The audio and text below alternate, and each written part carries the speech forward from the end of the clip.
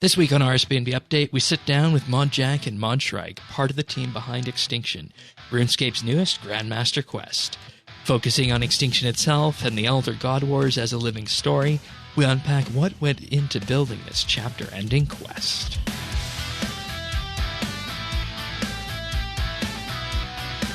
This is RSBANDB Update, episode 876, recorded Tuesday, April 5th, 2022. Plotting Extinction.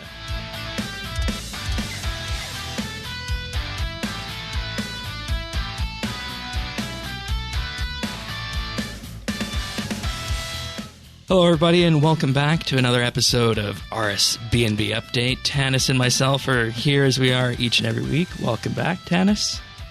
Thank you, Shane. I'm really excited to get started today. Had a really good night last night. Very eventful. Yeah, it has been an eventful couple days, and even in the lead up to that. And Tanis and myself are back for this special episode because on this episode we're actually joined by two of the J-mods involved in the creation of the latest Grandmaster quest in RuneScape, Extinction. So welcome to the show, Mods Jack and Mod Shrike. Welcome aboard. Hi there. Hello, everybody. So what we're going to be doing here this week on this episode is we're going to be having a bit of a discussion about building Extinction, and then after that, we're going to go into a full-blown Q&A and answer some of the wider lore questions that have come up in the full edition of this episode, which you can find on our YouTube channel at youtube.com/RSBANDB. And following from this, I just want to say that this is obviously a big quest. This quest there was a lot riding on this quest in terms of Extinction and the wrapping up of the Elder God Wars with this, and we just wanted to have a bit of a discussion about the process behind making this quest. But before we do that, we need to just handle some quick introductions. So let's start off with you, Mod Shrike. Introduce yourself and give the listeners a bit of a brief description of what you do at Jagex. All right, hello, I'm Mod Shrike. I'm a junior content developer on RuneScape 3. I was feature lead for Extinction and one of the main writers for it. And we'll go into just what all that entailed in just a wee bit. And Mod Jack, if the listeners aren't aware of who you are. Hi, I'm Mod Jack. I'm a senior game designer working on RuneScape. I've been on RuneScape for over 10 years now. And I'm currently responsible for the storyline as a whole. Okay. So, coordinating the different updates with each other. All right, that sounds like a task that everybody who asks questions and help put this episode together would just love to get into your brain for a moment, and we're going to try and do some of that. But of course, I'm Shane12088, and Tanis can be found in-game as well at Tanis79. So I want to take this back to when we first sat down with you, Mod Jack, last year. We talked a bit about the decision to make the Elder God Wars focused heavily on story instead of just having it be a PvM sole experience. And with this, there was real character development, twists and turns for both the characters and story, but most importantly, it felt like a war. So arriving at the end of this chapter of it, would you say that this whole of game approach worked well for building the story? Yeah, no, I definitely think so. It was, I guess, so yeah, the dungeon we wanted to integrate into the game world, it sort of has a cyclical effect on the story. By plugging the story into the PvM content, we make the story matter more, and then by plugging the PvM content back into the story, we make the PvM content matter more. And the two just complement each other rather than sort of ignoring each other. So yeah, I'm really pleased with how that worked. The one thing I'd call out, I guess, is the God dialogue that happened with each week. So, we released the forefronts, and the forefronts, yep. I think it's fair to say, they weren't really story updates. They had a little cutscene introducing the boss, and there was a little bit of lore in that. But the story didn't really develop. There weren't, changes. But then we put in the God dialogue almost as a, I don't want to say last minute. It wasn't last minute. It was part of the plan, but it was very cheap by comparison to making a quest. Adding in that God dialogue was quite a straightforward thing for us to do, and actually the reaction to that's been incredibly positive. So we were really pleased because we thought people would be a bit disappointed with it, and obviously there were people saying, bring us a quest. Where's the quest? And now we've brought the quest. But yeah, as a way of delivering story, I think it worked really well. Yeah, and we absolutely loved having that week to week to discuss on it. And I guess I'll go to you, Mod Shrike, as a junior content developer, relatively new to Jagex at the start of this, and you've been involved with Battle of the Monolith, Het's Oasis, and now Extinction, of course. And this, in effect, kind of puts this, I don't know if it's a fair label or an unfair label, puts the Elder God Wars label on you. How do you feel about how this story approach was handled and how it worked? I feel like it worked really well. Obviously, my perspective is a little bit different on it because I wasn't involved in content development within RuneScape beforehand. I'm always a big fan of narrative gameplay integration. Like, I love games that do it well. So seeing that approach within Jagex and kind of letting narrative be not the sole focus, because obviously that's, we can't have narrative be the sole focus. There's so much other stuff you do in RuneScape, but letting it be the framework that other updates hang on, I think is a really effective way of making the updates matter and giving the kind of progression from update to update that is quite important in a live game that is continually updated. You do need to have a direction and something that just kind of guides the theming. So, I mean, from my perspective, I think it worked well. Definitely. All right. And I know Tanis is not necessarily the diehard lorehound of some of the people that we've had on the quest, but this helped. You had your own thoughts on this too from the very beginning. Yeah, I found this really really enjoyable. I like the way that the story, was integrated in so many different aspects, from your boss scene to even, your skilling or your, archaeology. It's just wonderful all around. But if I may, I kind of have just a quick little two-parter here, follow-up. But one, do you think this is going to be a hallmark of how story is handled in the future? And then two, what was your favorite part about how it worked? In terms of future plans, I would say the integration of not necessarily all updates, but probably most updates and most significant updates into the storyline, I would say, is probably here to stay. Looking at Elder God Wars itself and the way that it was paced, I mean, we were quite one of the big considerations for delivering Elder God Wars Dungeon was a dungeon is expected to have 4 bosses. A God Wars dungeon is expected to have 4 bosses, and so we built the structure with that sort of boss with that in mind. I think from the point of view of looking at the year holistically and ignoring the question of what a God Wars dungeon should deliver, I think Croesus is complicated, but saying that aside, 4 big PVM updates back to back was a bit weird from a pacing point of view. So if I look at that as an example of how we could do better, I think we would probably spread out the content a bit better, PVM update and then a quest and then something else and then maybe another PVM update, rather than, quest followed by 4 big bosses followed by another quest. So yes, but I think we can do better. Yeah, and that's something that has come up with our listener base as well, because when we started this process, our listener base was largely geared towards the more skilling and quest side, but it's morphed since then because of the boss throughout that. And this kind of piggybacks into the next question. With the story arc touching everything in game, do the both of you feel, and you guys can decide who goes first on this, but do the both of you feel that doing the story this way helps get players and even new players involved in the story?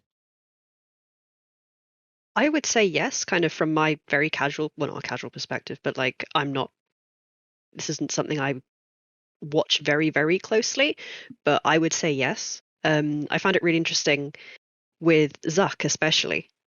Like, Zuck has not a considerable lore background, but he has some story behind him, and a lot of people got into it who perhaps wouldn't normally get into story.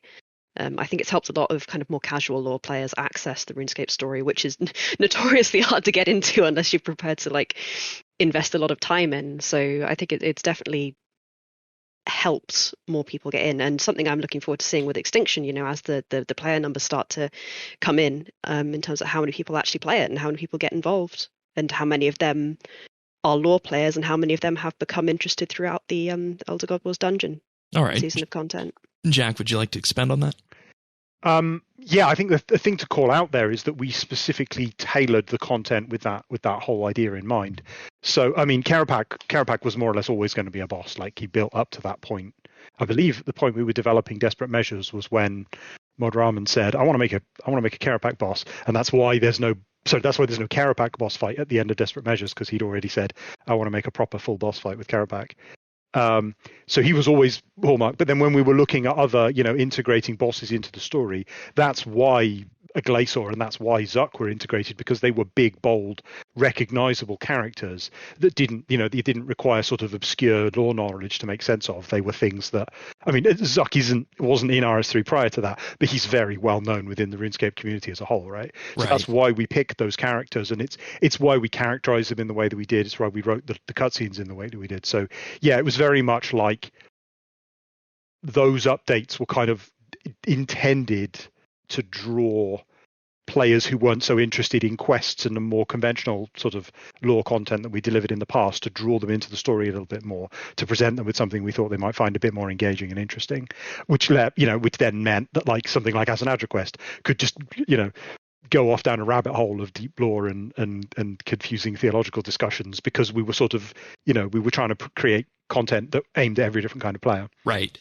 And that's so interesting to me, because one of the huge analogies that we've discussed throughout this storyline, we discussed it a lot with As an Quest, we discussed it with City of Sintistan as well, is that when we look at these quests, a good number of them felt like we were watching movies, good movies at that. And this is interesting to talk about specifically on the MMO front and looking at RS, because when people hear about a quest, if they're from a different MMO or they're used to a different style of game, the first thing that will likely come into their mind is the vanilla fetch quest, which we've had in the past in RS and can be done wonderfully. But that also leads the wider lore of the game to be so expansive that, as you said, it's almost hard to get into with RS3. And I think we've established that this storyline is different. So if somebody is looking at the RuneScape homepage or their client this week and doesn't normally do quests, do you think they're going to have an easier time getting into this storyline and working themselves up to Extinction than they would have had in the past with, say, Endgame or Ritual? That's a very large topic, and it's one that we discuss quite a lot internally. We actually have multiple project proposals right now talking about that problem and how to resolve it.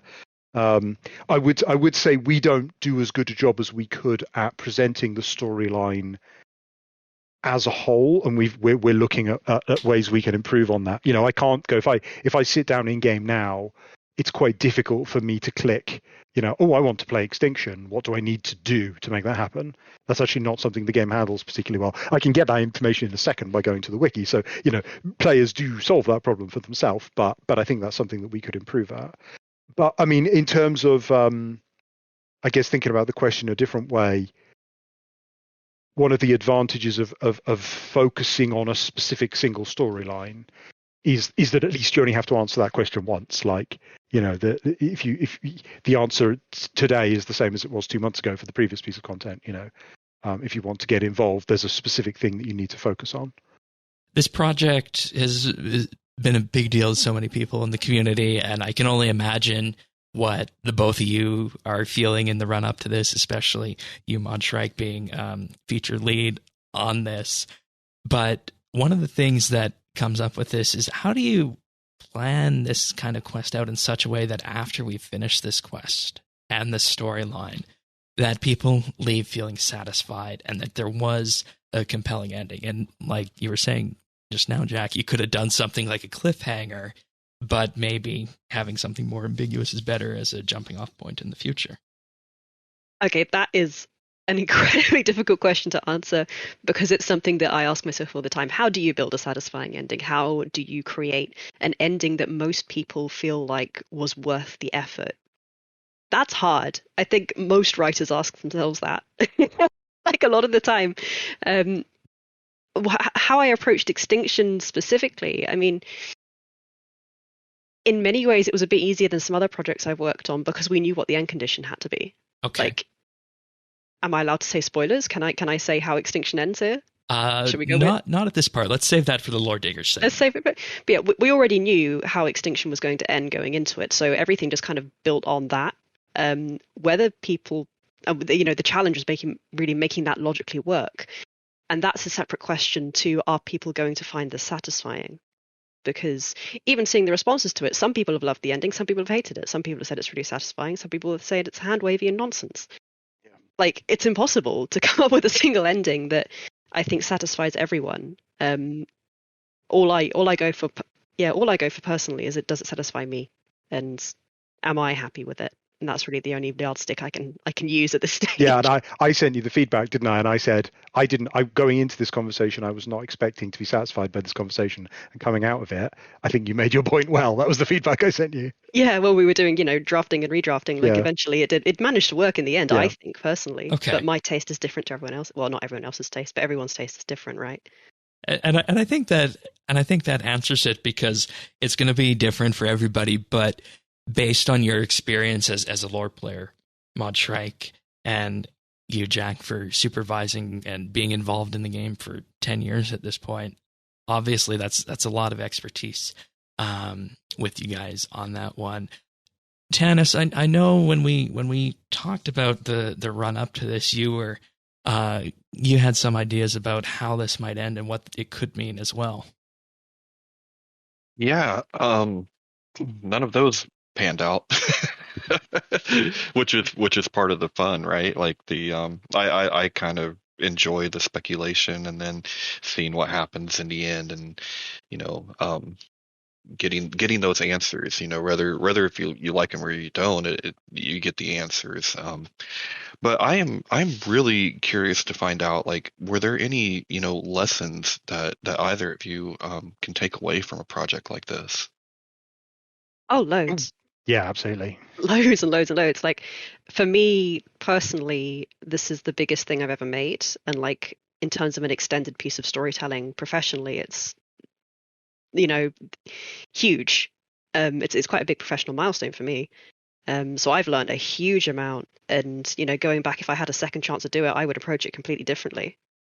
In terms of our narrative pipelines and what we actually did in the end. I don't know whether you want me to go into details, but the answer is yes. Lots of lessons, lots of things to learn, lots of things to make better for next time. So it's safe to say then that the storyline did have an impact, and you guys will be using this going forward to craft the next set. And I think that bodes really well when you also consider the fact that when we opened this discussion up, we said that the idea of intertwining story within different aspects of updates is going to continue as well. And I want to just kind of pivot a little bit into more about the actual building of the quest as well, since we talked about what was learnt with it. But unpacking this starting point of the previous question, this was a Grandmaster quest. And for anybody who is new to questing, just what's the quick lowdown on what makes a quest Grandmaster? Jack, do you want to take this one? Yeah, I answered this a little in my simple answer to this is just it makes you feel like you played when you played Ritual of the Majorat. Okay. Or While Gothic Sleeps. Pick your preferred option. But there's a lot of factors that go into that, and we discussed that a lot during development. It's not just about how long the quest takes to play, but also giving it that sense of epic scope. I think we learned a little from Slisko's Endgame in that regard, that Slisko's Endgame didn't have that feeling of scope because it all took place within a single environment, or almost entirely took place within a single environment. Right. Even if it was long, even if it was challenging, even if it was lawful, it didn't have that sense of the world because it was so restricted. So we wanted to avoid something like that. Obviously, big events. The example I gave to people was the song Bring Me to Life by Evanescence. Has a really good structure. It's only 3 minutes long, but it feels much longer because it changes tone so often. Same with most of the Meatloaf songs. They are quite long, but they feel even longer. Because they change tone, and you feel like you've gone on this crazy journey because you kind of experienced a story, and then something else happens, and then something else happens, and then something else happens. So it's that sort of feeling of epic scope, which I think is most crucial. All right. It also felt a little bit unique as a Grandmaster quest because there were no actual hard skill requirements on it, but there were quest requirements, and then there were skill requirements on quests like City of Sintistan.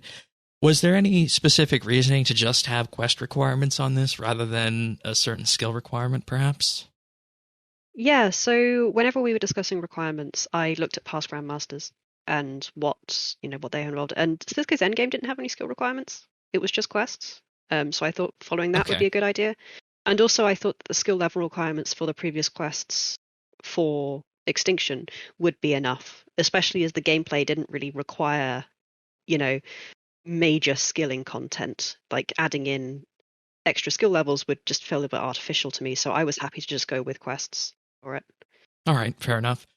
And when you start writing a quest like Extinction, where do you start? Do you start with a storyboard or the key narrative points that need to be resolved, or do you just write? This is quite context dependent on what the quest needs to do, in terms of the wider story. I think, like I mentioned before, for Extinction, we knew what the end condition was. So that was the narrative point that we started with, and we kind of worked backwards from there in terms of what chain of events did we have to do to get to that narrative end condition in a fairly logical way. Not, some parts of it may be less logical than others, but, we got there in the end.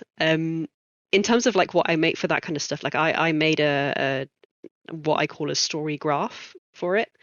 So you have it's like a 2-dimensional XY axis with progression of time, like progression events on one axis, and then kind of tension and gameplay feel on the other. So it's how you map out the scenes and map out the gameplay sequences depending on how the player should be feeling as the story progresses. Very interesting. And I'm quite pleased with it. It was a really nice way of kind of conveying what I wanted from the story and things like feedback reviews and that kind of stuff. It was a nice, easy way of getting the overall shape of the story across. But yeah, that was my start point, and then it was kind of scene by scene, and then getting into the dialogue, not straight off the bat. You kind of plan it out first and then do the dialogue. All right. Speaking of building this quest, how much time went into the development of this quest in terms of production time? Are we looking at a few months, 6, longer? So we started development, I think, end of October last year. All right. So 5 months-ish. So that would have been after the last front hit the players then, about. Yeah, probably. yeah. So after the last front, and So we started kind of the last quarter of last year, and kind of worked on it over Christmas and until yesterday. All right. And I know when we also talk about this on the podcast, the quest length always comes up, and I know with you, Tanis, that's something that from an accessibility perspective, but also just gameplay, you always had an interest in. Yeah. Well, and I'm really curious. We love Quest here at RSBANDB. But with that amount of development time, how do you make the case for a piece of content that should last around 3 hours versus something that is in game and like a boss or a skilling method, something like that? Like, how do you make that case? Honestly, that is hard. And it's in part why something like Elder God Wars Dungeon with the very heavy story involvement happened, because that's a way that we can keep the story going without only doing it through quests. I mean, the blunt answer to that question is, from a development point of view, it is like from a strict ROI point of view, it is less good use of time.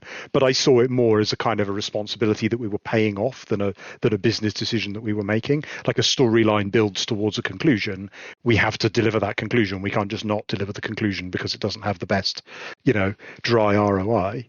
So it's always a delicate balance of we have to make responsible business decisions because we have to keep the game going, but at the same time we have to deliver an experience to our players that our players want, and also we have to we're not in this as neither I nor Shrike nor most of the people that we work with are here to run a business. We're here to make computer games to deliver awesome stories, and so we prioritize that wherever we get the opportunity to.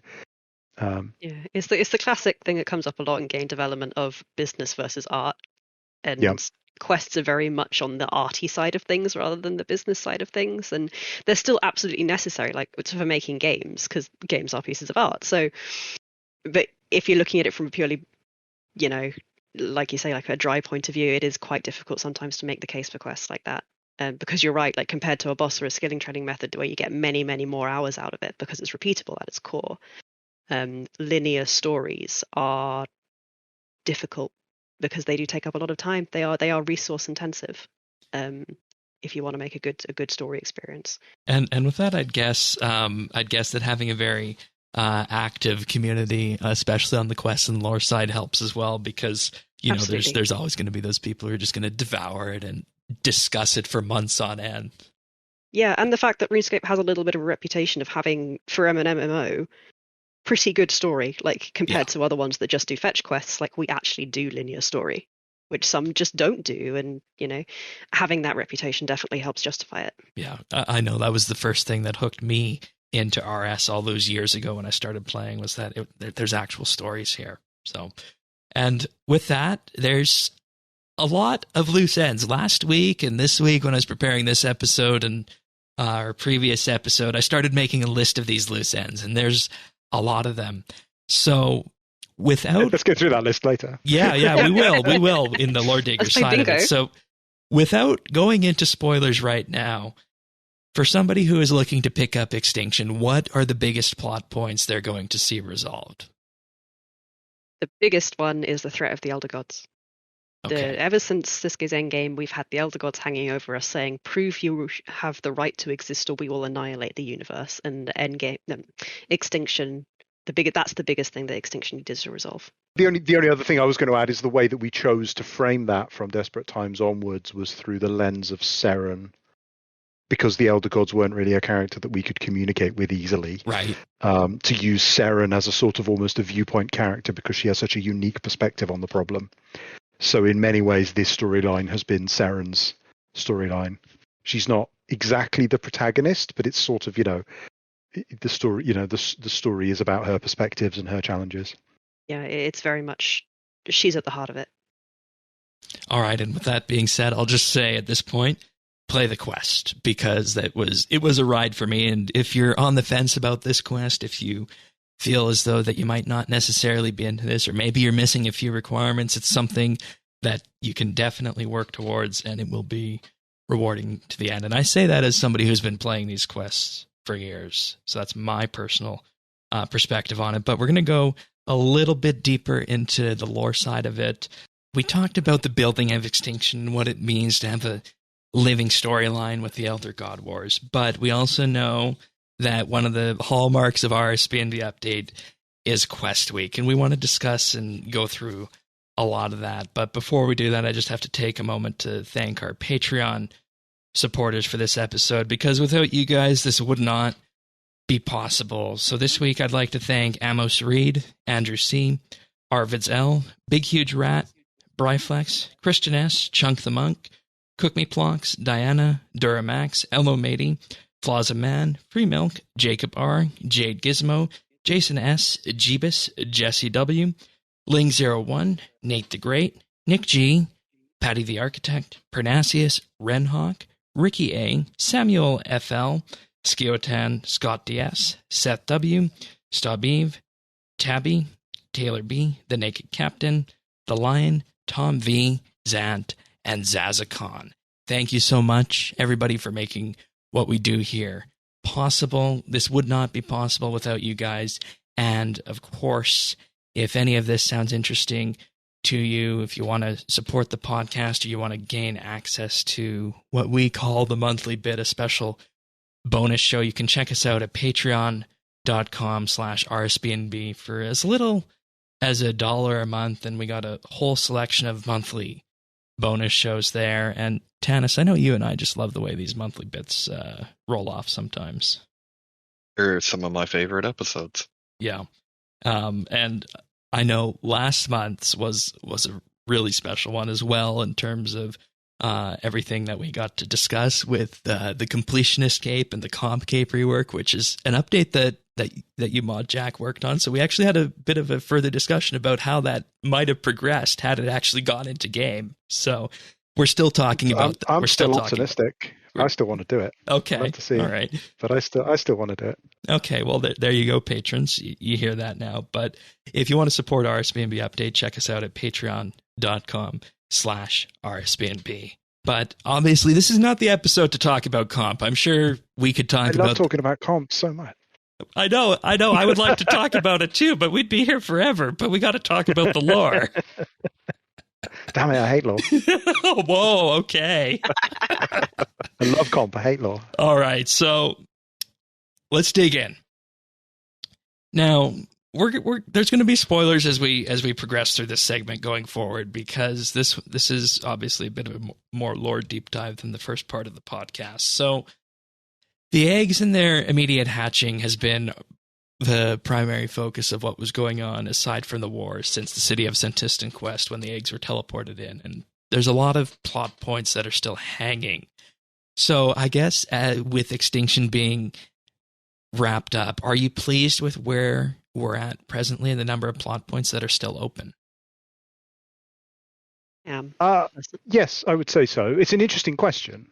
I'd actually be interested in your thoughts on what plot points you think are still open and what you. I mean, I can see reading ahead that there are a few. But yes, in general, there was some. The focus of the quest was on resolving some big, major unresolved issues. There are lots of little sort of lore questions that are left unanswered because the focus just wasn't on them. There are also some very big lore questions that were intentionally left unanswered. But yes, I would say for the most part, we hit everything we wanted to. Sorry, Shrike, did you? Yeah, no, I would just agree. The eggs in the immediate hatching has been the focus. And, you know, in early versions of the story, there was more stuff. And I ended up slimming it down because I wanted that to be the focus. And there was some closely related other points like Karapak and Jas and Visendathas as well, like stuff that was still directly related to the Elder God story, but that had to be the narrow focus of it. Especially because a lot of the plot points required fairly deep understanding of the lore.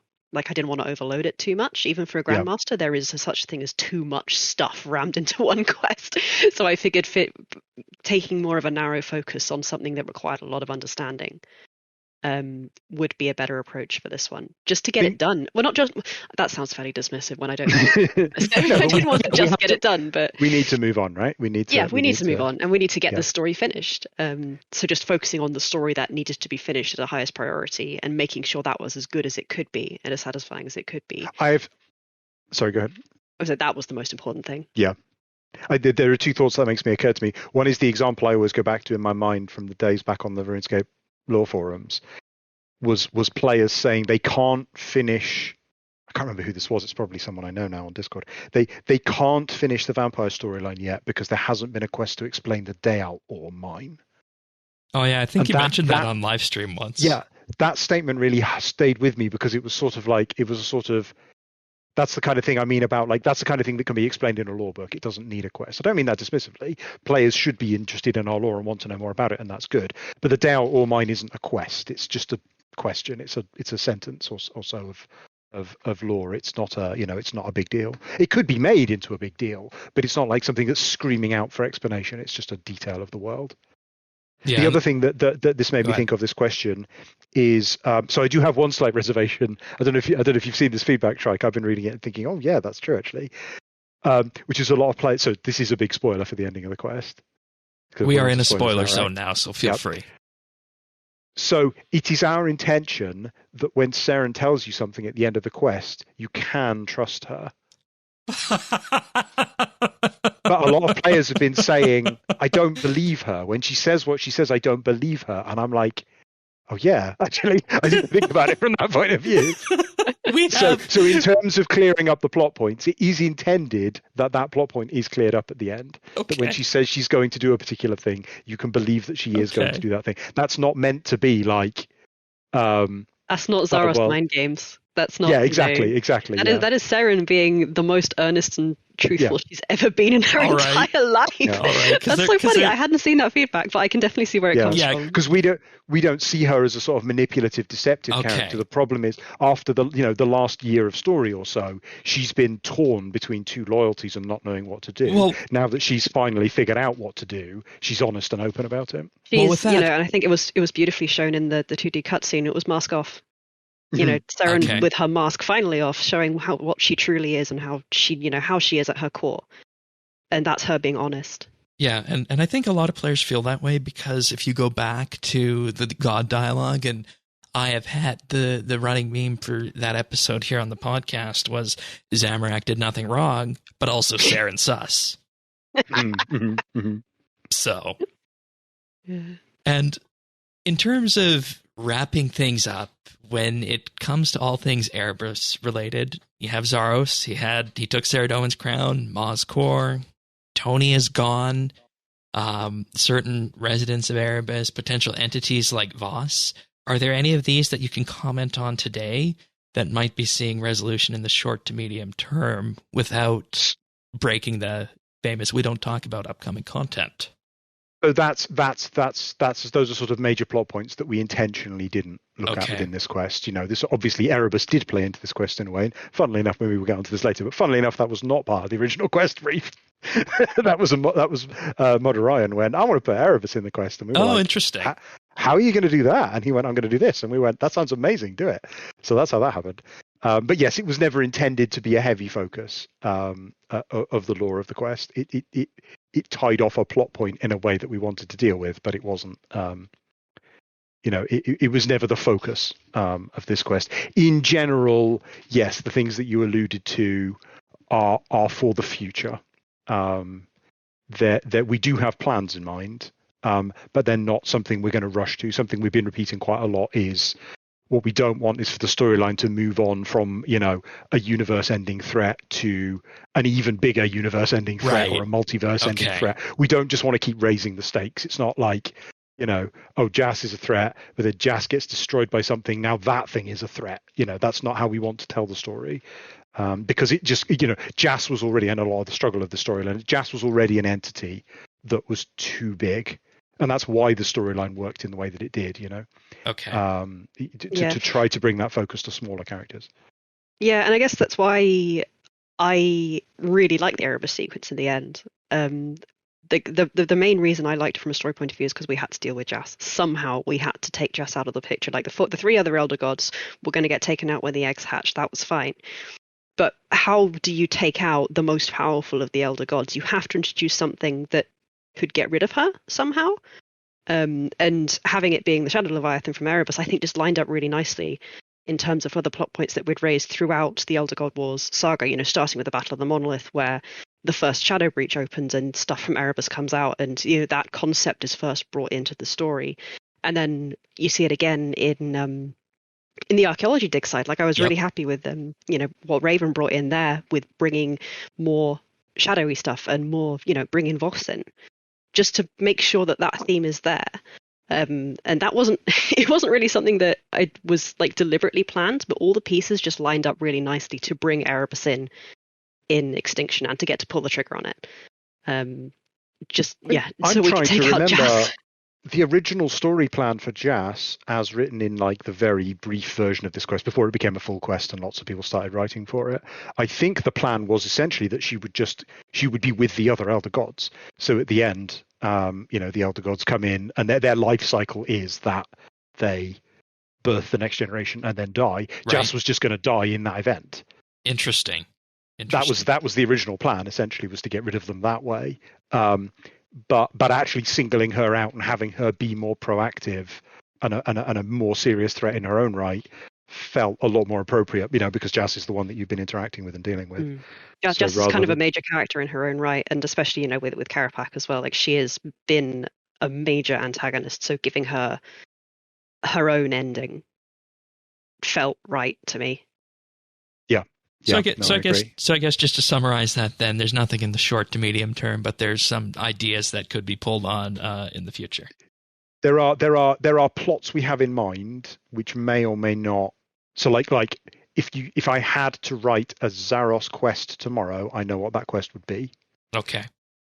But I don't have to write a Zaros quest tomorrow. So as with all our story plans, they're sort of there available for us to use. But if we need to change them over time, we can. As with with the example I just gave, like we can make quite dramatic changes in storyline as we're implementing them, as you do with a story. Yeah.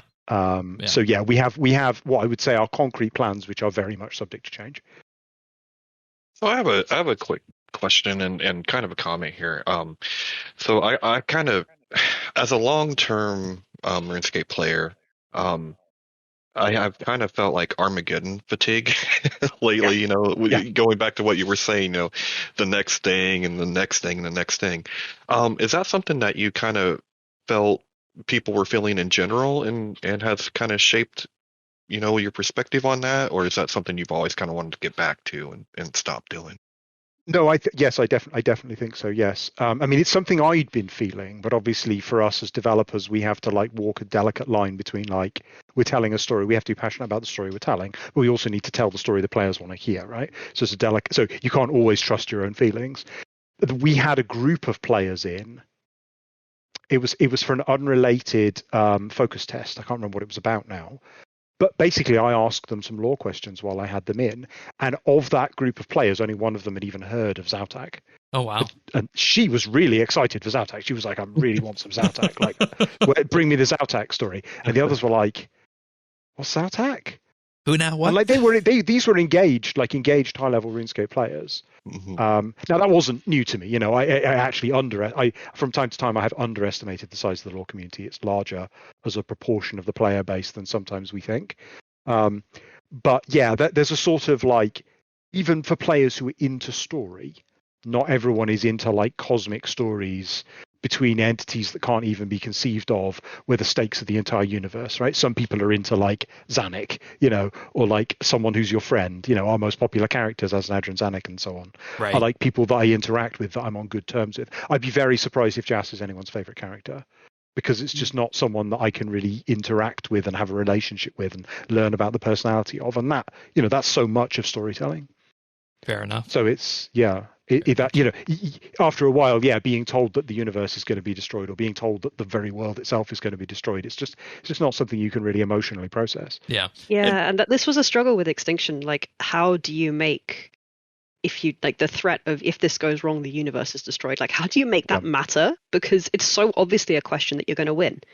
Like, I love, the thing I like comparing it to is Lord of Vampirium, which is one of my all-time favorite quests. And just, I don't know, just to recap for people who haven't played it, the core conflict of it is you're racing up a tower with a group of allies to kill a boss, and that's like the core conceit of the gameplay. And the stakes are so tense because they feel real. And one by one, your allies get killed off as you go up the tower, and everyone's in danger, and it feels very, very real. Like, those kind of smaller stories are much more effective. The secret especially of a good if you're going to repeat them. It's got to feel like an actual danger, right? Like the universe is going to end. That's not an actual danger. And in some ways, that's also very traditional RuneScape. That myself being a member of Clan Quest, that's something I also hear, is that let's get back to those kind of traditional stories, just like you were talking about. With that. Yeah, and you can still do the supernatural. Like, Lord of Vampirium, you're fighting against a vampire king, so you can still do the supernatural and the high fantasy and the silly in that. Yeah.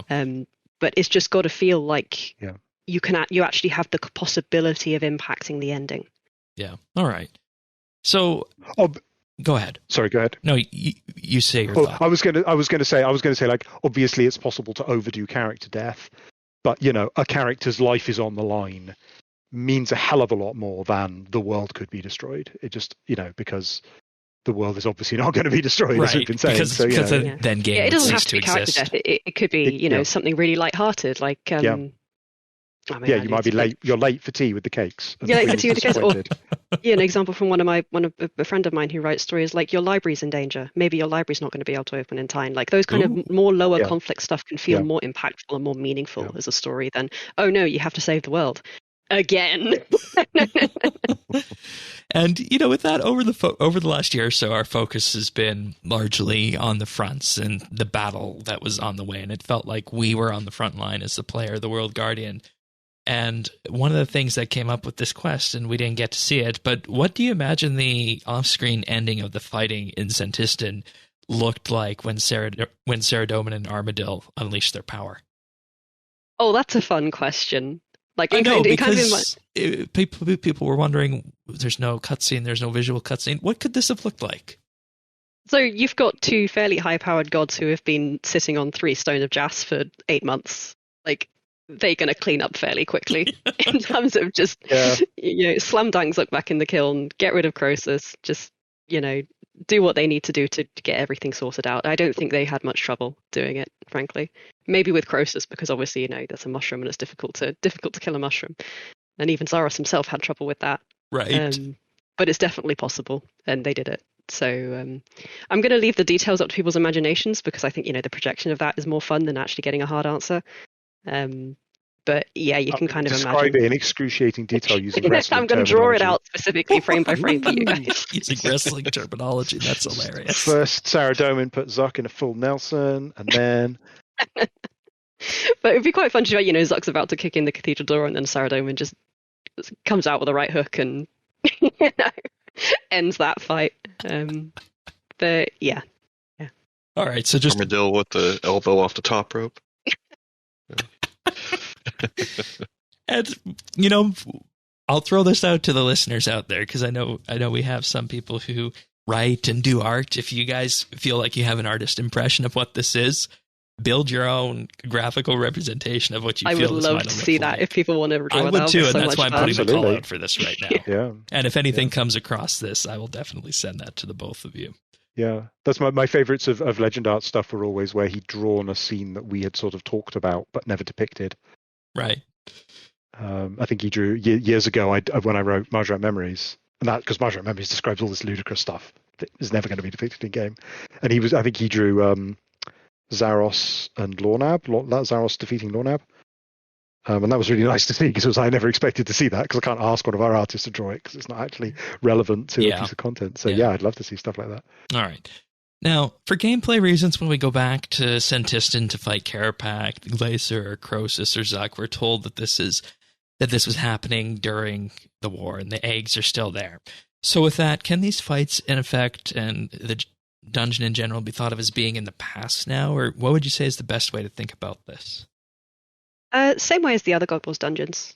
Like they're set up with a certain narrative conceit that gets resolved, but the conflict itself is conserved for gameplay reasons.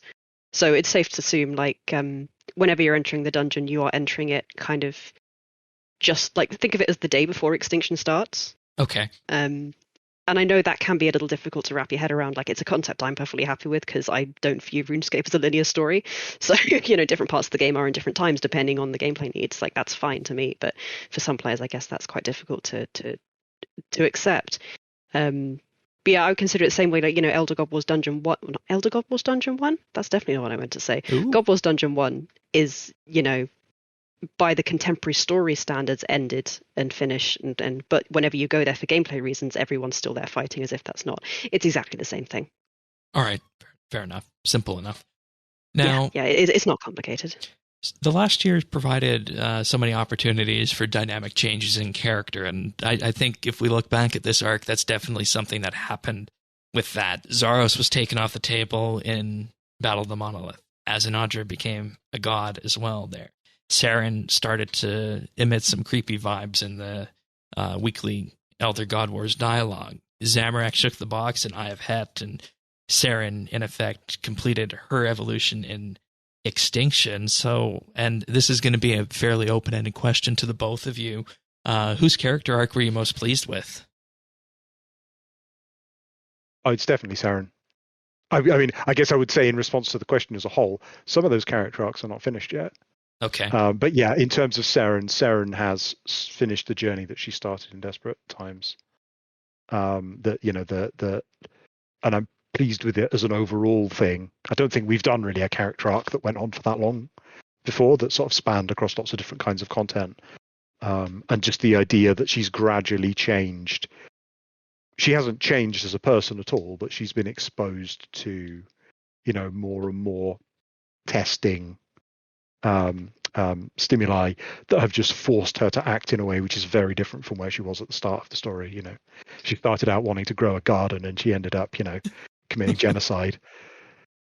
Poor thing. And that's so interesting you use that term genocide, because one of our frequent listeners actually has compared Saren to being that god before. Interesting. We thought it would be I don't mean this as a joke, but we did discuss it, and we thought it would be an extremely poor taste to call the quest genocide. Yeah, but that was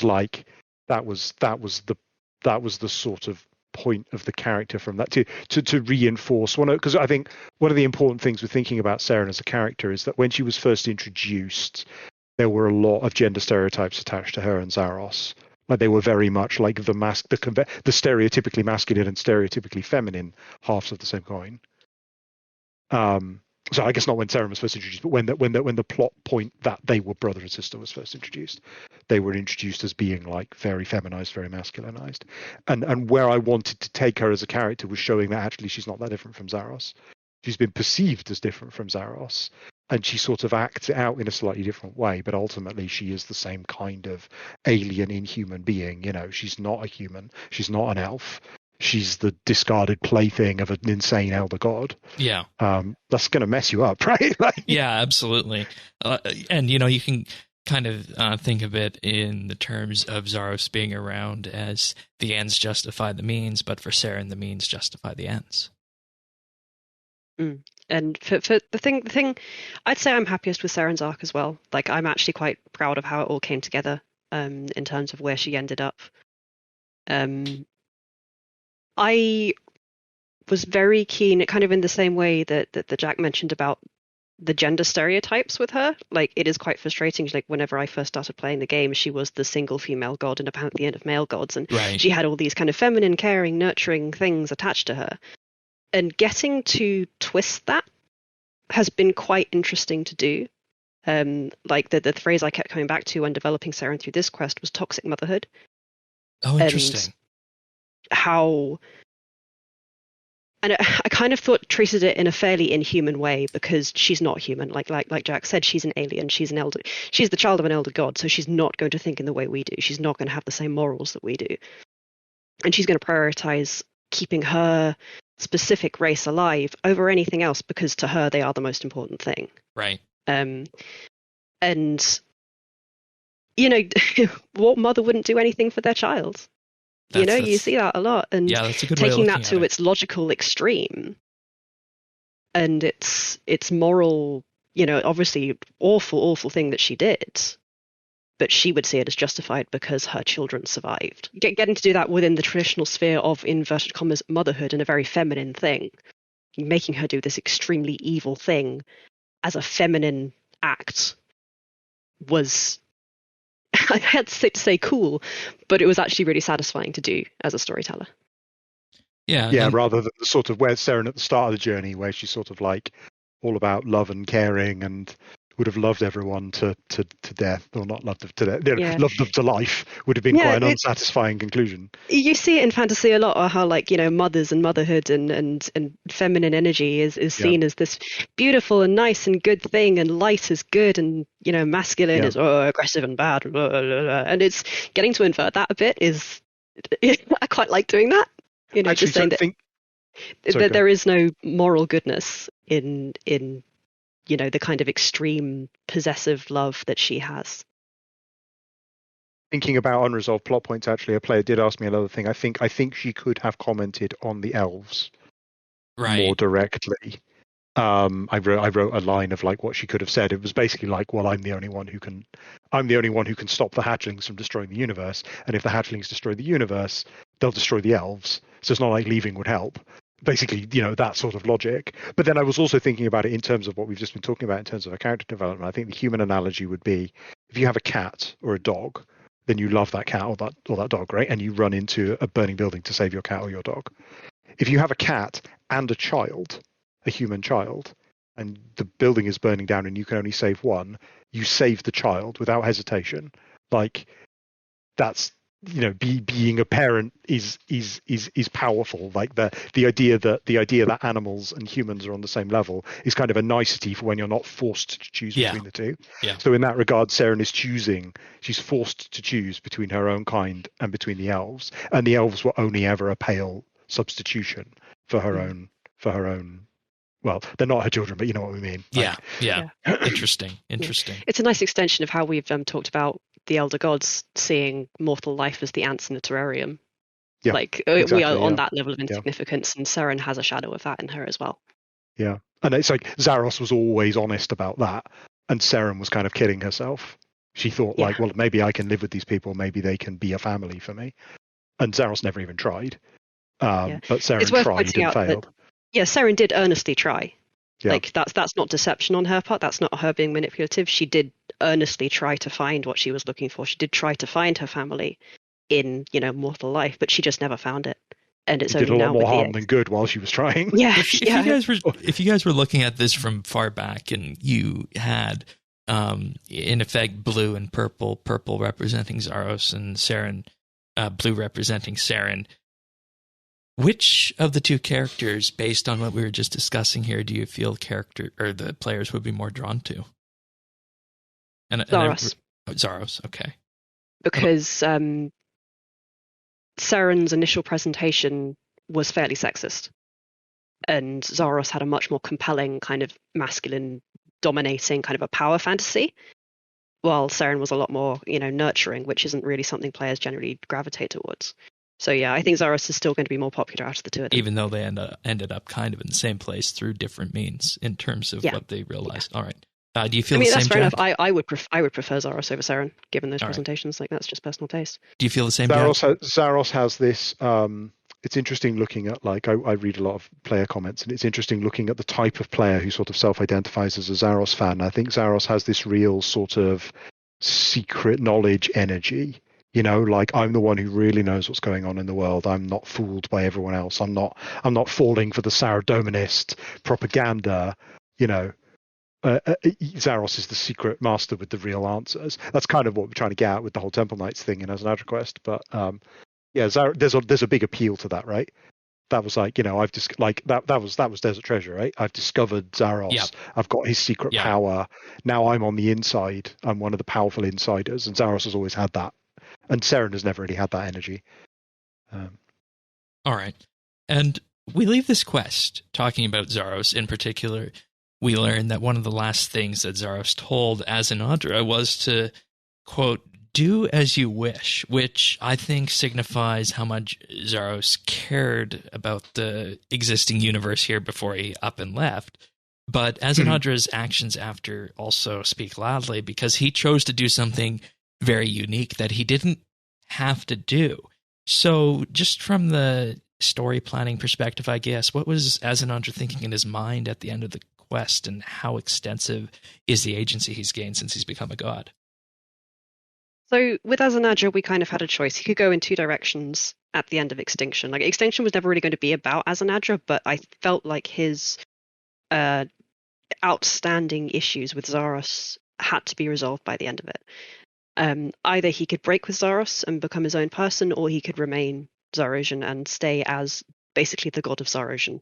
He's not Zaros himself, and he would never pretend to be Zaros himself, or a god on that level, but he's still kind of the god of the faith, if that makes sense. That was a really hard choice to make, because I would have loved to see Azanadra, start out on his own 2 feet and finally get some own agency in his own life, but that would have been too much of a character break for him. Okay. Zaros is everything to him, and that. So he doesn't have much, is what you're saying. He's still kind of on the Zarosian side. He has agency. Yeah, he has a huge amount of agency, but within the Zarosian faith, if Okay. that makes sense. All right. He's And that's a very very much in important control of- distinction to make. Yeah, he's very much in control of his own actions, and he is making these choices because he believes they're right. But he's doing that within the framing of he sees Zaros as the one to guide them all. He's been given a choice. He's been given the freedom and the choice to step away from Zaros and chosen not to do so. Mm-hmm. So it's fair to say that he's still very faithful to the... He's a true believer. He's a true believer, and he could very well at some point, if you guys wanted to pick this up, implement his own version of the faith somehow. I think that's important. It's important to make that point with Azanadra, I think, because the loyalty aura kind of clouds everything a little bit. And there is a sort of question of was Azanadra just being mind controlled, etc. But Azanadra led the empire for hundreds of years in Zaros' absence. He remained faithful after he was, we woke him up in a pyramid, right? And he's immediately like, I need to go and get Zaros. I need to make. He's not like, I'm just going to make a life for myself, like Wahisatel, right? Just living in a freaking village, just perfectly happy, right? Doing nothing. Azanadra's back, and he's like, I've got to, Zaros. I'm all about Zaros. So that's consistent he earnestly with who he's believes, always been. and I feel like that's going to be something he always has. All right. Majorat don't change very much. There is, there's a non-law reason for that as well, which is that the Zarosian faction does need representation, right? There are still Zaros players. Zaros players need a faction. That faction needs a leader character. That leader character needs to be a loyal Zarosian.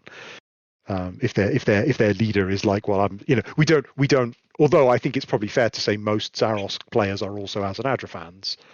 We don't want to just assume that they'll follow Azanadra off to do some non-Zarosian thing, where Azanadra's like, I reject Zaros, and everyone's going to follow me now and follow the way of Azanadra, which is where you have to wear 2 sticks. I don't know. Sure. All right. You know what I was going to say there. With that, I think I want to pivot into a bit of a Q&A, then we'll talk about de-escalating and what comes next after that.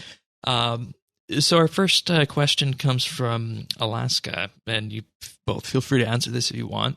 Who's your favorite character to write dialogue for in this quest? That's so hard. I like writing all the dialogue. Some of it was really hard. Like writing Hannibus is really, really difficult. I gave most of that to Mod Raven because, Hannibus is Raven's. Right. Raven's character, but I really enjoyed writing Saren and giving her some big speeches. I feel like that was really satisfying. And just in general, the character dynamics were really fun. Like Moira and Adrastea, they were really fun to play off each other and to give them some development. Vicendathas, Carapac, and Hannibus, those 3, like those exchanges and the development I got to do there, they were also really fun. I don't think I have a standout favorite. A lot of it was hard. If I had to pick one, it would be Saren. All right. Jack, do you have any thoughts on this? Did you write any? I didn't actually write anything. This is the first quest for a while where I didn't write anything. Oh, I helped write the cutscenes, didn't I? Okay. Oh, yes. We haven't talked about the cutscenes. Cutscenes made me laugh. I've never written cutscenes before, so I had a shot at writing the cutscenes and gave them to Jack. Like, hey, what do you think? And he said, "No, this is terrible. We've got to do it all again." that's not exactly how I phrased it. We actually did it live, didn't we? We did it in a meeting internally. We live streamed the editing of the cutscenes. Oh wow! As like a teaching thing, like this is how we do it. Yeah. Interesting. But then we carried on afterwards. So the first, step 1 was like the lines were incredibly long. Yeah. And I talked about different player types earlier, and the cutscenes need to be very brief and cut down. Yeah, and I'm fairly verbose when it comes to writing, so it's a completely different style to writing, dialogue or prose or something, and it has a certain level of camp and cheese that I find really, absolutely, really difficult. We were both so uncomfortable about it, right? Yeah. It's just probably those cutscenes are probably some of the hardest things to write because they have to do so much with so little. I feel like the cutscenes in this quest showed some of the biggest moments, and from the perspective of the art, but also the dialogue with that, you only have so much time to impress on that. And I guess when you say it's hard, is that what you mean, or what makes them difficult? It's hard to be cheesy, I think is what you meant. Okay. But what you said too. But just saying a lot with very few words in a way that grabs the attention of a player who possibly doesn't care very much about lore. That's a very difficult thing to balance. All right. Yeah, fair enough. We're aiming for the player who space bars through the quest. We're trying to get their attention. We're trying to say, no, this lore is cool. Pay attention. Maybe stop space barring. Maybe read it. It's our opportunity. Voice acted dialogue is a way to get the attention of people who aren't so interested in reading everything. Yeah. So I don't mean space literally holding the space bar, but maybe they're not reading so carefully, or they're skipping bits of it, or we're trying to reach those players. Yeah. Funnily enough, the cutscenes actually. Sorry, go ahead. Funnily enough, one of the Clan Quest members actually said that the dialogue in cutscenes and whatnot, and cutscenes in general, help them get into quests. That's great. That's exactly what we want to happen. That's really good to hear. Yeah, that it's supposed to be simpler, more accessible, a bit more. So I don't mean cliche exactly, but it's drawing on simpler language and clearer language to just convey the story straightforwardly, rather than very elaborate dialogue lines that we all tend to write. Those cutscenes actually do a neat thing, which I've not seen anyone comment on yet, which is that I don't know if you noticed during the quest, but the first 3 are written in past tense. Oh, I didn't. And it only switches to present tense at the end. And the premise is that those cutscenes are all actually in the scene at the end. When she, the scene where she's staring at you. So if you play them back through, one after the other, you'll see that it forms one continuous narrative. One continuous speech. So she's justifying her reasoning to you in the aftermath of the destruction. Interesting. Yeah, that was a fun conceit to play with. Yeah. So our next hard question comes from Sharoshana, who asks, with many of the Elder artifacts destroyed or missing in action, are there any plans for featuring the Elder artifacts going forward? And could the situation we're in get any worse now that a Shadow Leviathan crossed the breach? I feel like this is related to our point about powering down. Like, I deliberately tried to nuke quite a few Elder artifacts in this quest. Yeah. Because, especially the needle. Because So the powerful. needle, it's so powerful, and it's a time machine. That is, when you're trying to depower the stakes, you don't really want artifacts of that power just floating around in the background, because they just, the potential for narrative screw-ups is so high. So getting rid of them. So we've lost Stone of Jas went a few quests ago. The Needle, the Measure, the Staff of Armadil, the original Staff of Armadil. I think those are the 4 we took out in this one. Like, getting them out of the way, we don't really have any intention to use them again. Okay. Like, the Needle is gone. We're not using the Needle again. We have the fragments if we want to do like low-powered echo clue style stuff like the original Needle Skips quest. We can still do that kind of thing with shards of the needle, but in terms of dragging islands through time and traveling in time and stuff, no. Yeah, we got one final hurrah with it, using a time machine to kill God, but so I guess that would mean that's as far as we can go. Would that make the biggest one left the Codex? I would say that is the biggest one left, and we have to keep that one in, obviously, for archaeology reasons. Right. But I wouldn't expect anything more showy from it other than just keeping your archaeology. Yeah, I think the power of the Codex is expressed through the relics of the archaeology skill, I would say. Like, that is the Codex's power to an extent. All right. So, yeah, I think there are definitely things we're going to try to avoid to use in future, just to, keep the stakes a bit lower. All right. Do we need to worry about the fact that the Shadow Leviathan crossed the breach?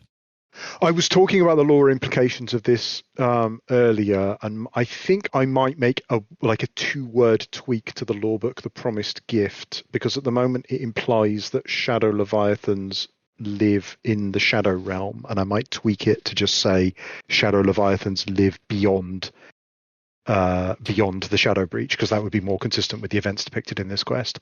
But at that point, then it would be consistent with saying, like, Shadow Leviathans can't really live in our universe. They're not able to survive for long outside. That's the implication of the Shadow Realm lore that we did at RuneFest. So it would just reinforce that a little bit. It's not meant to. The quest is not meant to imply that they can freely come in. It was quite hard work to get this one to come, and it immediately left again. Okay. So we shouldn't be expecting them to be battering down our doors without any provocation. Well, that's a sigh of relief then. And, one other thing in terms of I think that can pivot to is that there's big questions, and I'm glad somebody asked this. So the next one comes from Probably Writing, who asked, was fighting or defeating Saren ever in the cards? And what was the thought process on letting her live after everything? So there's 2 answers to this question. One I can give freely, and one I can't. All right. So the answer I can give freely is that Saren is too powerful an enemy for you to defeat. If you'll notice, the fight was designed by Mod Shrew, and he did a fantastic job of designing an intense 3-phase fight where you don't lay a hand on the main boss. You don't ever fight Saren directly. You're always fighting her projections and her efforts. Okay. But you never actually fight Saren. And you don't defeat her. No, well, the point of the fight is to delay her so that the evacuation can complete. And that was very deliberate, because you just can't. Killing Saren? Could you imagine a fight where you kill Zaros? I don't think that's feasible. Exactly. Yeah. And for Saren, it's exactly the same thing. Yeah. It would be too much. Player sent me some feedback actually saying I never really felt like I was fighting Saren. I just felt like I was kind of like fending her off. And I was like, yeah, that's exactly what we were going for. Good. I'm glad that came across. Yeah. So I've just realised what the thing you can't say is. Yes. Yeah. You definitely can't say that. Yeah. I definitely can't say that. But yeah, it would have been too much of a leap. Like even given other events in the quest, which were huge leaps in the World Guardian's power, like taking on Saren and defeating Saren in single combat, that would have been too much. All right. Yeah, being the World Guardian allowed you to survive that situation. So she effectively had to be allowed allowed to live then at that point then. Yeah, like I think it would take something a lot more powerful to kill Saren. It's almost the opposite of the question. It's like our biggest concern was, is it unreasonable for the player to even be in this fight? Defeating her was never an option on the table. And I think that raises a lot of questions that players are going to ask when it comes to the Elder Gods itself. I know that's something that was bouncing around in our heads too. Tanner. Well, the one thing that was bouncing around in my head was, and this is especially after we defeated Jazz, is we're kind of awesome. But did you defeat Jazz? But couldn't the same thing, happen? Like, how could we defeat an Elder God but not hurt a child of an Elder God? I guess. Like, how do we reconcile that? You didn't actually defeat Jazz personally. You managed to survive Erebus for a minute at a time and got the attention of something far more powerful to come through and defeat Jazz. Like, you didn't, take the Staff of Armadil and go zap, zap, Jazz is dead. One of the things I would have liked to communicate in that, but we just didn't have the resources to do, was showing that the Leviathan just kills you. Oh, okay. If you mess up the story, it wasn't something we could ever really do. I couldn't figure out a way of actually telling this story. But what I would have liked to have done is that failing the puzzle shows the Leviathan killing you, so you just die over and over against the Leviathan. Okay. Because if you mess up sort of getting the Leviathan to kill Jas, then you just die because it just kills you. It doesn't really come across because we just don't have a way of showing it. But yeah, what you did was the only reason you were able to survive that situation was because Karapak kept resurrecting you. So without Karapak there to use the needle to resurrect you, so it's fair to say absolutely no chance. You would have been dead as well. Okay. Yeah. Okay. So every time the 10s or maybe even 100 times that I went in there, I was actually dying every time that I came back out. Yes, it doesn't. So okay. What I described as dying to the Leviathan, which I would have loved to show, that would have been great. What's canonically happening is not that the Leviathan is killing you, it's that Erebus, his poisonous shadow anima, is killing you. You can't survive in that environment. You can only survive for about a minute. So it kills you after a minute. Gotcha. And then Karapak rewinds time. Gotcha. Yeah. In hindsight, we probably could have communicated that a bit more clearer. Yeah.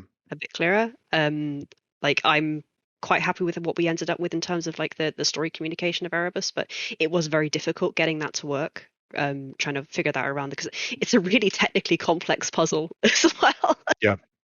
Definitely holding my breath when that was released, and luckily we didn't really I don't think we had any bugs with it, which was beautiful. That was so good. But working in a really clear narrative to that was quite difficult, and I think most people have got the gist of it, and that's fine. But in hindsight, I probably would have made that death condition a bit stronger. But that's just something to learn for next time. All right. And there's also, the next question is from Dennis, and there's been a lot of the discussion on post-quest rewards, specifically the Aya skilling methods. And one of the things that was asked with this question is, what was the reason for time-gating the post-quest content through Anachronia resources instead of just having it all available at the start? And are there any plan changes, or is there any idea of changes with the Aya rewards that could be coming down the pipe? I don't think we didn't. It wasn't our intention exactly to think of it as time gating. The intention was to provide a use for those resources. It was meant to be a reward rather than a restriction, if that makes sense. So I totally see where that question is coming from, but that it wasn't. Our intention was not to time gate it. In terms of actually talking about changing based on feedback, it's too early to say anything for definite. But we have definitely received that feedback, and we are looking at it. All right, yeah, absolutely. It's worth saying with the rewards, we do recognize they just haven't landed, and that's again something to learn for next time. We have been looking at the feedback and throwing around initial ideas and getting towards resolving it. Yeah, that is a problem we're going to fix. And I can imagine that with something like that, you got to take time, let a good amount of people play the quest, see how it sits for the majority of people, what the metrics say, and then take it from there. I'd imagine that's the approach, right? Yeah, the last thing we want to do is like a rapid knee jerk that makes it worse. Right. Like Yeah. we are trying to, let it set. Like obviously there has been controversy and a lot of chatter about it, so we have been taking that in, but also kind of waiting to see what the overall consensus is, and that takes a little bit more time. All right. That's good. And I just wanted to bring that question up because it's something I also saw a lot of. Our next one is a question about Hebe in particular, and it's a question from Derp, who asks, in the Epic of Hebe, excerpt 5, which is from the archaeology lore, it's suggested that Hebe died in some faraway jungle and that her pet lion, Anax, guards her grave to this day. So the question with this is, how does she just turn up at the start of the quest with little introduction and or explanation regarding her supposed death?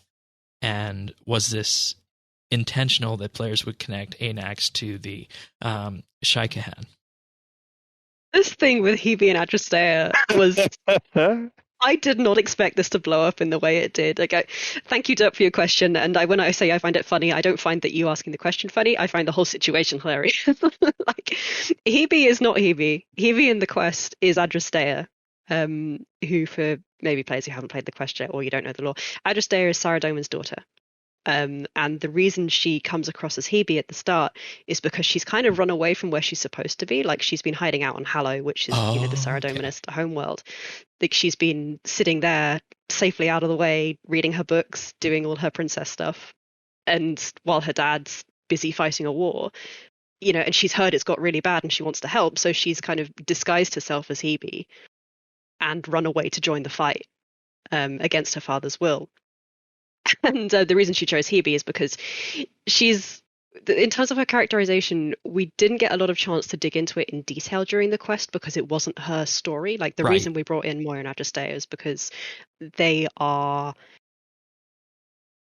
How do I say this without breaking my NDA?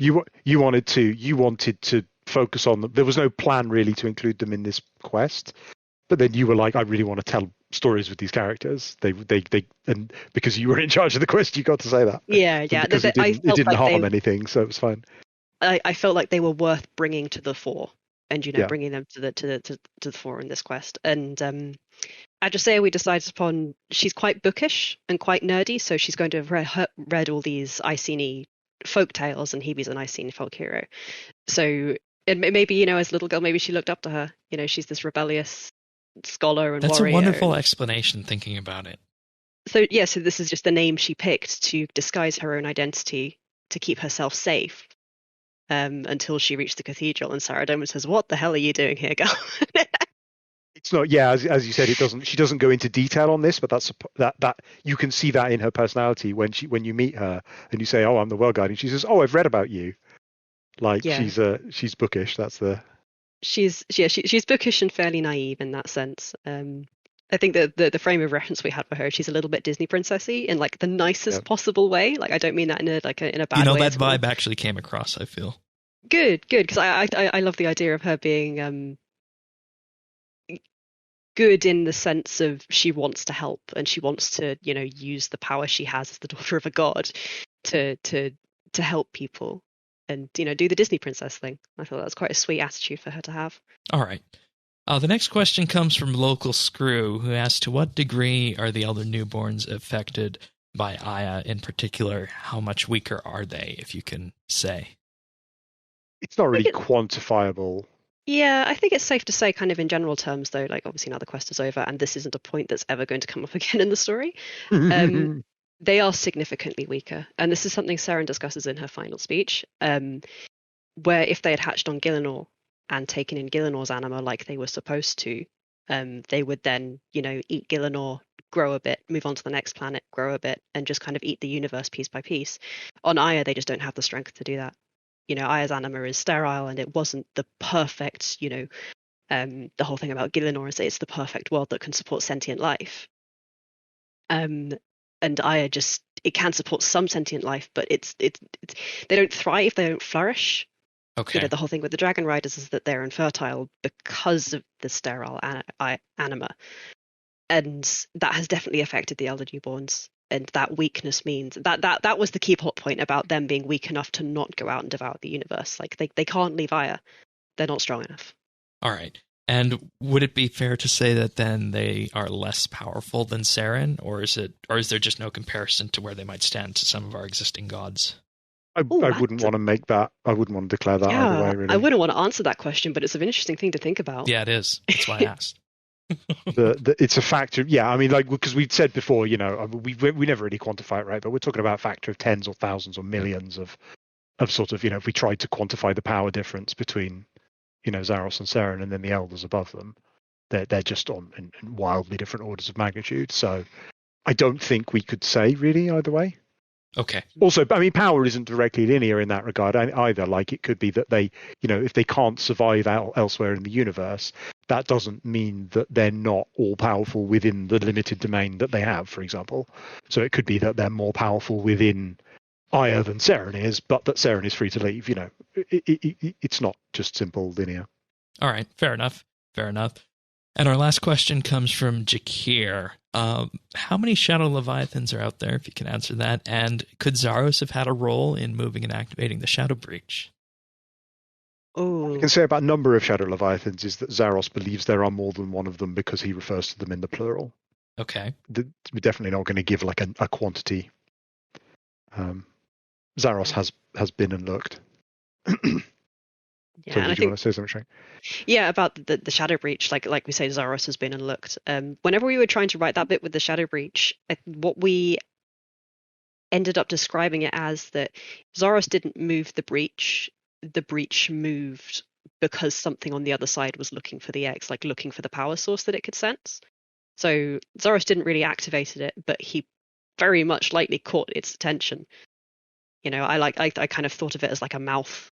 Interesting. It's kind of it seeks power. It's not sentient. It doesn't like think, but it definitely seeks power. And Zaros going up and poking it probably got his attention.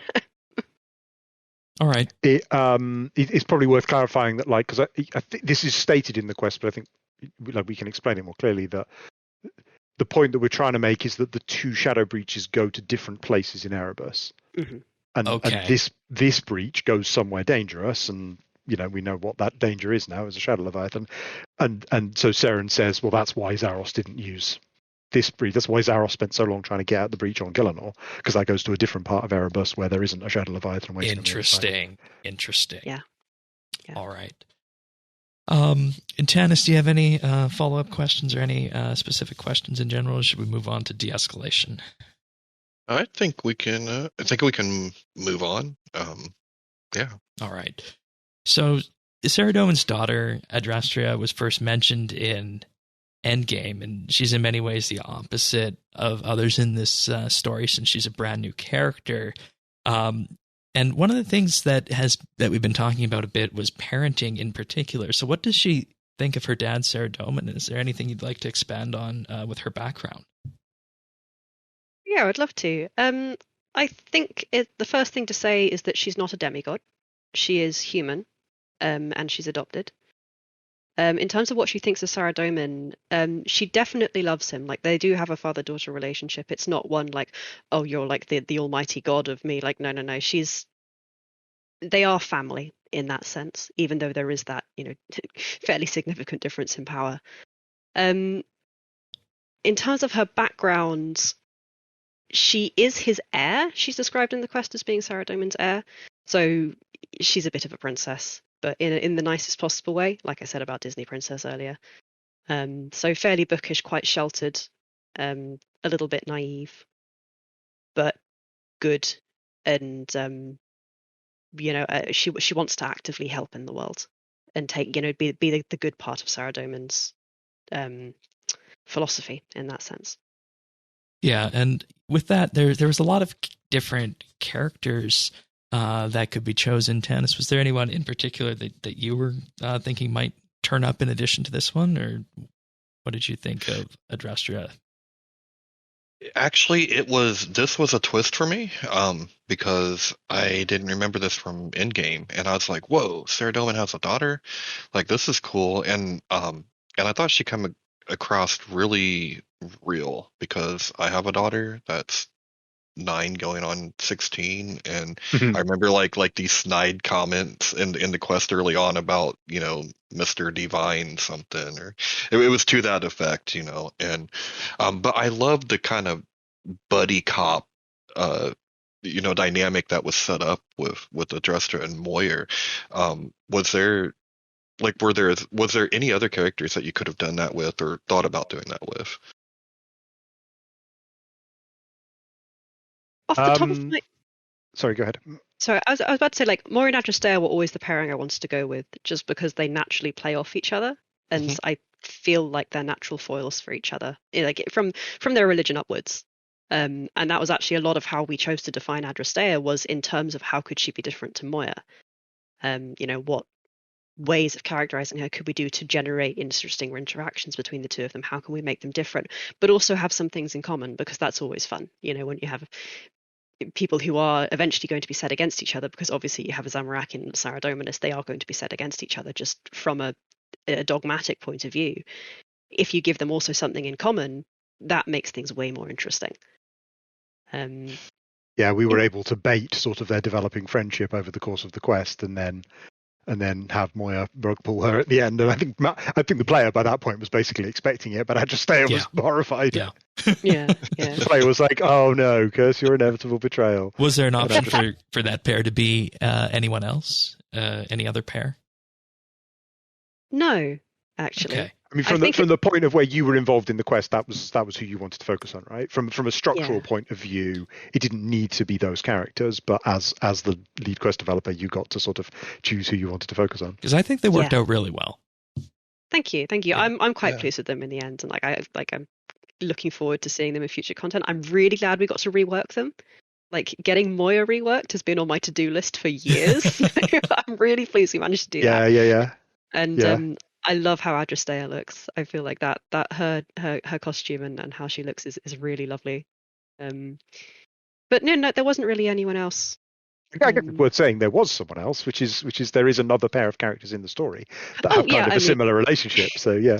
Yeah, but in terms of whenever I was first coming up with who the cast could be, it was Karapak had to be involved because Jas is involved, and I wanted to finish Karapak's story.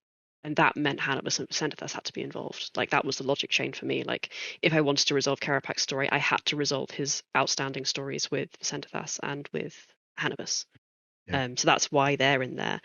And then to bulk out the rest of the cast, yes, I chose Moya and Adrastea just because I thought it'd be fun. It's sort of, I mean, they represent that it's a sort of multi-religion coalition fighting against the other gods, right? They're sort of there as representatives of their factions, saying like, well, everyone, especially Moya, because the Zamrakians pulled out. It shows even more so that you know, that everyone is working together because this really is the end of the world, you know.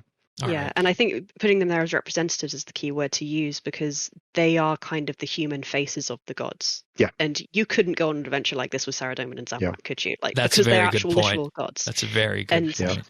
Having, you know, Adrastea be the human representative of, within this quest anyway, the human representative of Saradominism, and then Moya being the mortal, if not entirely human, representative of the Zamarakian perspective, kind of helped ground what those philosophies actually mean for most people in the world, rather than just having a god as it's standing in the background saying, oh, you do this, you do that.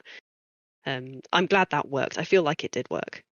And it was just really fun as well. Like, I really like them now. They're my girls. All right. Well, you made a believer out of me when they were on, with the dialogue they had on, was it Tardiad, where Moya finally, you know, says she respects that because Adrastea, you know, gets her hands dirty and does actual. It's this whole speech about how can you, you know, do something without experiencing it, and that's the point where I really started believing. Mod Raven actually wrote that sequence, but yeah, it's the same vein, isn't it? Like, trying to bring them onto the same and giving them things in common and things to respect about each other before you then set them against each other, just to make things a bit spicier. Yeah. All right, I'm going to pull on one of those threads. We've been talking about Moya a lot. We talked about Saradomin's daughter, and we've heard before that you guys perhaps want to return to a bit of a more of a traditional kind of storyline. So with that, I think it's only fair that we need to ask what Zamorak has been up to since I've Het, if you have anything you want to expand on that with, and is he aware of what happened in Extinction here? He will be aware. When Moya runs off at the end of Extinction, she's going to go tell him what just happened. As for what he's been up to and what he's going to do next, again, end of Extinction, Sarah Doman says he's probably going to be back. We haven't seen the last of him. He is one of the core gods of the RuneScape pantheon, and he is one of the the most recognizable Black Knights versus White Knights, and that kind of grounded conflict. Like Zamorakian representatives are very much part of the world, so that's not going to go away anytime soon. All right. I think I will leave it there. All right, fair enough. And with Extinction wrapping up a story that goes back to 2019 with desperate times and some people wanting a return to more traditional storytelling, how do you de-escalate something like this that was talking about a universe-ending threat? And if we've saved the universe as World Guardian, do we get to go back to a normal life? Or what is normal for the World Guardian, I guess? There's a couple of different aspects to that. I talked a little bit earlier about storylines not necessarily hinging on previous knowledge to understand. So to separate out those two questions slightly, from the player is still the World Guardian, and in that regard, that story is not over. Like Guthix gave the player these powers, and we haven't finished telling the story of the World Guardian. But if you separate that out then from the World Guardian powers to the player is the one who did all these amazing things, the player is the one who saved the world, the player is the one who did such and such, I think when we move forward with new storylines, we can't constantly be referencing back to the player's old activities. We can't we get the player can be someone important. They could be someone that authority figures trust with important work, because that's kind of convenient for being an adventurer. But I wouldn't have the NPCs constantly say, "Oh, you're so amazing because you did such and such and you defeated Jas," because that's constantly referring backwards in a way that sort of demands understanding of older storylines. Like what would be the example? Like in the Avengers, Captain America is allowed to be Captain America. People don't keep constantly going up to him going, "Captain America, you're the guy that defeated the Red Skull. That's incredible." You're allowed to have things separated out slightly. I find it interesting. Part of that necessity is because of the player being a blank slate character in a video game. Like, part of it is kind of genre necessity. If this was a prose fiction story, that would be a really delicious plot point to dig into. Like, you've just saved the world, now what? How do you return to a normal life? But given what RuneScape is as a game, it's not really something that we could explore in a satisfying way. Just because of the nature of non-linear story, and the player is a blank slate. Like, you are projecting whatever you want onto them, rather than the playing themselves having a personal story. It's just an interesting point about the differences in storytelling conventions between genres and between media even. Yeah, and this is something that Tanis and I talked about a lot in the past, because we always have our conversations on the show. We talk about the good old days, and I think Tanis was wanting to go back to some of that, weren't you? Yeah, I really was, but now that we've listening to some of the things that Jack had said earlier, I see a way forward now that is a more of a middle ground, and it's kind of a Star Trek-y way. But if you develop the kind of feelings for and connection to characters, then you can always throw them in peril, right? And make the quest kind of consequential and make you feel like there are stakes there. And I would love to see that. It's kind of the way of having your cake and eating it too, right? Like, you still get to have consequences, but yet it's not another universe ending. Yeah. Armageddon coming. Sorry, go ahead, Shrike. I'm about to say, that balance you describe is like the perfect way to do it. Like, that's kind of, I think, what we're aiming for. So you develop characters, and you give them interesting personalities and their own stories, and then you put them in danger and make big stakes, but stakes that matter. That I think is the kind of ideal balance we want. Does the World Guardian want a normal life? Or the player, I guess. No, not at all. I mean, that's the underlying logic to the question, right? Is the player is an adventurer. The player needs threats and conflicts, and needs new things to explore and new challenges to face, and they're not. I mean, I guess in RuneScape you can go and do skilling, you can go and work on your player-owned farm for a bit if you like, but ultimately the storyline is a fantasy storyline. It's going to involve new challenges to face, and you're just going to be straight back into it. You're not going to retire, because that's just not how this kind of game works. Yeah. I want to talk about the World Guardian a bit more on that same de-escalation angle, because we've talked about the World Guardian's soul being infused with a shadowy component, which is very interesting. And we've, of course, confronted gods and the elder gods. Is that going to make de-escalation impossible, or are we going to get back to those more simpler times, I guess, is the question behind that. I mean, it's intentional that we haven't resolved that at the end of Extinction. We talked about what plot points we hadn't resolved, and there's a reason that Saren right at the end kind of brings it up again and comments on it, and that storyline is not done, is not finished with. So we will have to see basically what's going to happen with that. All right. So basically, then what we can take away from that then is that the World Guardian's story is not done, but we're not going to jump directly into that. Is fair what you'd say, right? Well, we're not going to escalate threats, but there is the fact that you have voices in your head is something. When we talked about having deeply personal storylines, the fact that you have voices talking to your head seems like something that probably should be thought about sooner rather than later. Yeah, that's right. And in particular with those voices, some people on our production team in particular, Earth, are very adamant that the light and shadow voices are Sliske, despite Saren explicitly saying it's really? not. Yes. And okay. And I realize you said that, yes, you can trust Saren, that it's not Sliske. I love RuneScape players. You can put the answer to their question in the mouth of the main character, and they still won't believe you. So I asked Shrike to include that line of dialogue explicitly. Okay, good. And the reason was because Shrike had written a line of dialogue. Was it in this, or was it in Eye of Het? I can't remember. This was in Eye of Het 2. It was in Eye of Het. Cast your minds back to Eye of Het 2, where you have that discussion with Trundine about the Shadow and Light voices. My initial first draft of that was heavily implying that it was Sliske, because you more or less say it. I more or less said it outright that you've got Sliske's soul inside you, and the entire Lore Council rounded on me and said no. So it's supposed to be ambiguous. That's the point. Yeah, it's supposed to be not clear whether it is Sliske or not. But that ambiguity, when I look at the lore community and the way people talk about that, the majority opinion was, well, obviously it's Sliske, duh. If you don't understand the hints that they're dropping, then you're just not paying attention. It must be Sliske. So since as an AdroQuest, basically, we've been trying to get more and more strongly hinting actually maybe it isn't Sliske, since we're basically responding to the way players have responded to it. The more they think it's Sliske, the more we try to imply that it's not Sliske. But that wasn't working, and everyone was still absolutely confident that it's Sliske.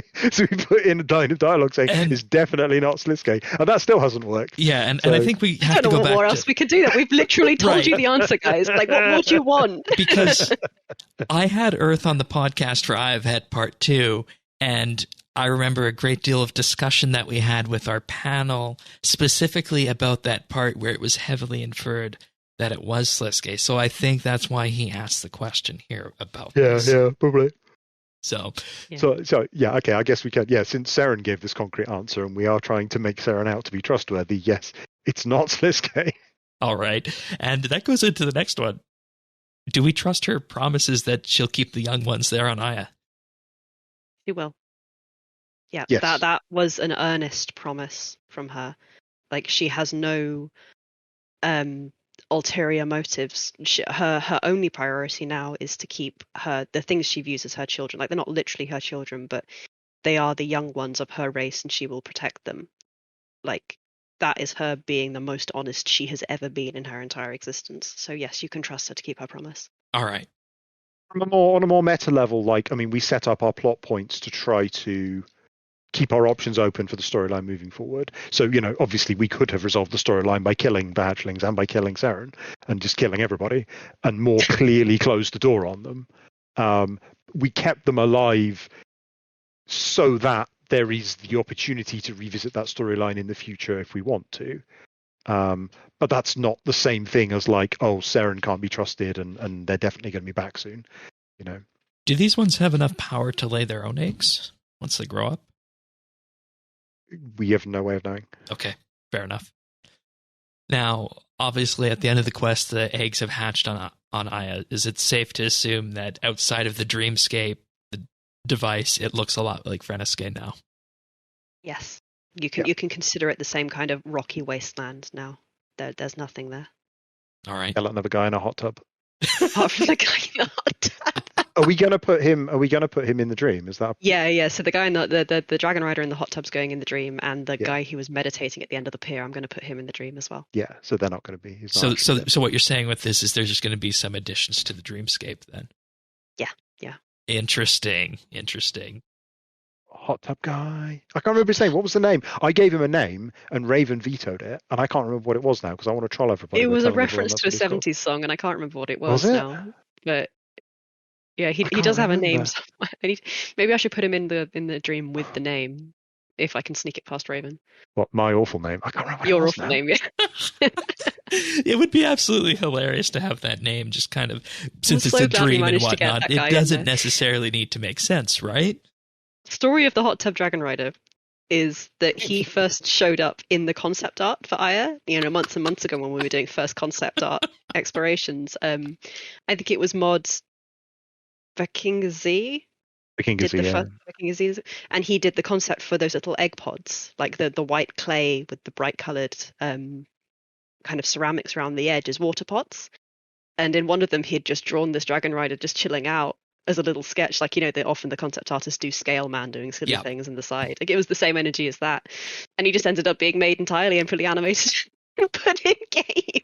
And in some ways, that's the most traditional RuneScape-y thing you could do. I mean, it's a little bit of levity for a very, very grim situation. Absolutely. I'm very glad we managed to do it. And it wasn't like a huge sink of resources or anything. It was a fairly quick job. So, that was fun. All right. Just as we start to wrap this up here, is there anything you want to tease about what comes next?